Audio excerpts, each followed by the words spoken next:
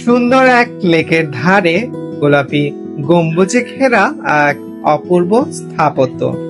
এটাই মালয়েশিয়ার বিখ্যাত পুত্রা মসজিদ।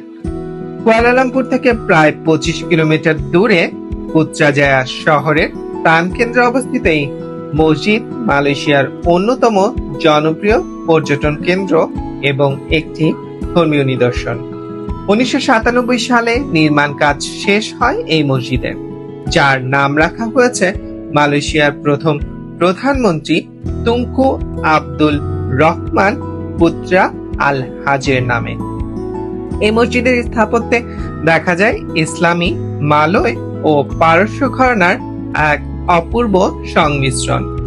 মূল গম্বুজটি তৈরি করা হয়েছে গোলাপি রঙের গ্রানাইট দিয়ে, আর বিশাল মিনারটির উচ্চতা প্রায় 116 মিটার, যা স্থানীয় ইসলামী নকশার পাশাপাশি মরক্কোর হানাফি স্থাপত্যের প্রভাব বহন করে।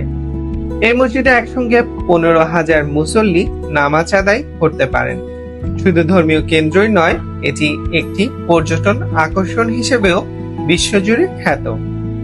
পুত্রা লেকের পাশে দাঁড়িয়ে থাকা এই মসজিদে দিনের আলোয় যেমন মনোমুগ্ধকর, ঠিক তেমনি সন্ধ্যার আলোয় হয়ে ওঠে জাদুকরী সৌন্দর্যের প্রতীক।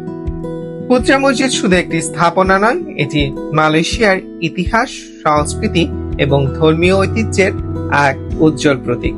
আপনি যদি মালয়েশিয়া ভ্রমণে আসেন, তাহলে পুত্রা মসজিদ অবশ্যই আপনার তালিকার শীর্ষে রাখুন। সেই সাথে Malaysia visa processing, hotel booking এবং এয়ার টিকেট, সেই সাথে মালয়েশিয়ার ট্যুর প্যাকেজের জন্য আমাদের সাথে যোগাযোগ করতে পারেন। ধন্যবাদ আপনাদের সবাইকে।